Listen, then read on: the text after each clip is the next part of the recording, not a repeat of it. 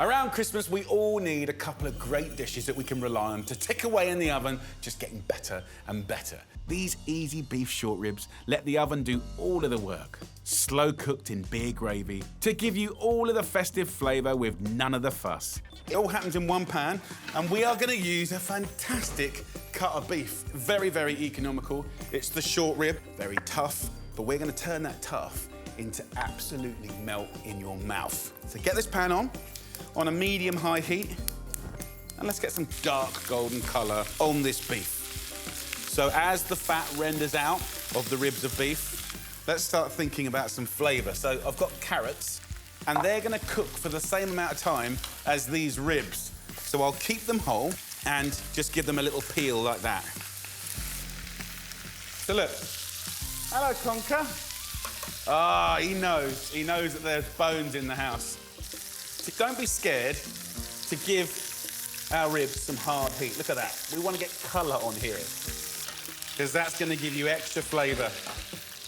OK, next vegetable, celery. And cut about 12 centimetres up from the root. And that's the heart. So this, for me, is the prized bit. And then the second most prized bit is the yellow leaves. Just get some cold water, in they go, and they will be perfect at the very end. Let's just show you how to prep the hearts. In half, and then in quarters. With the stalks here, just finely slice these. They'll give you the most beautiful, fragrant flavour. I'm very happy with that colour. So, remove the rib now. Look at that. So before I put that back in there, we're going to go in with the carrots and the celery hearts. So we're going to get some colour on these and treat them a little bit like the meat.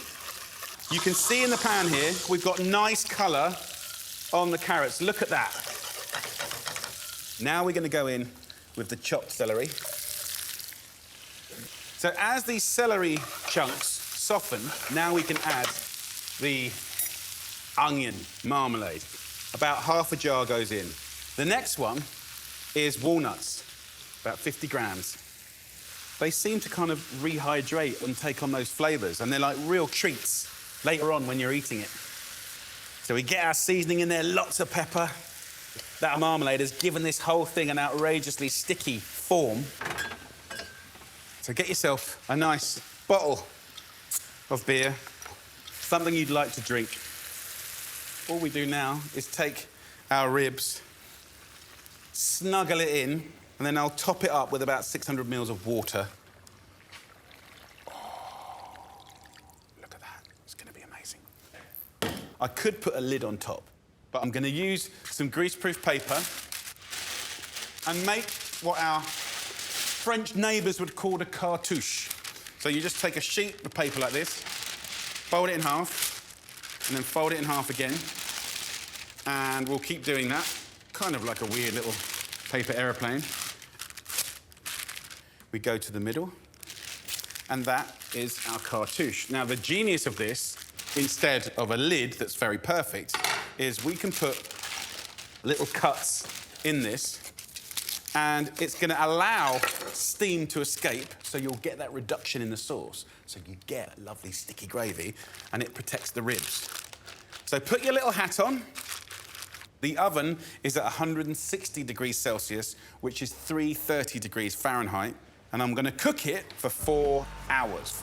And now the oven does all the hard work, and then you can go do what you need to do. And at this time of year, there's lots to do. Conker, come on. Can't sleep all day.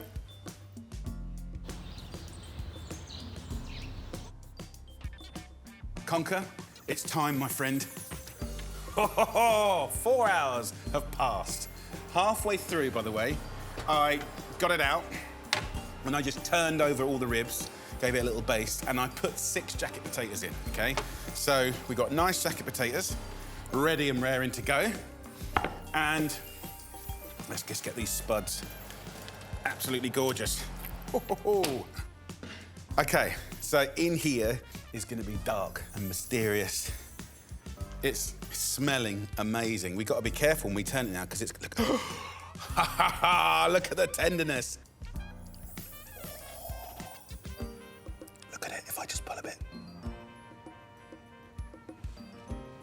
So tender. Oh, the deep flavours are phenomenal. So what I want to do is just sieve off any excess fat. If you cook roast potatoes with this, or a stew or a bolognese, it's going to be utterly delicious. It's like supercharged flavour. What I love to do is put horseradish over this rib. And that just kind of finally seasons the sauce in the most beautiful way. So let's plate some up. We're gonna have a nice jacket potato. Then we're gonna go for a nice hunk of slow-cooked meat. Let's get some of those celery leaves. And then the hot gravy on the top, look. Beautiful. Let's get in there. I want to show you just how outrageously tender this meat is. It just falls apart. Bit of horseradish.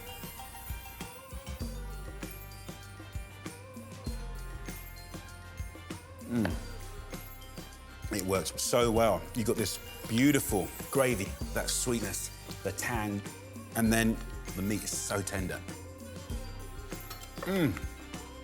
So little work for so much flavour, and this is great party food. You can do it earlier in the day and reheat it. It's a brilliant dish to do for gatherings, but what a joy.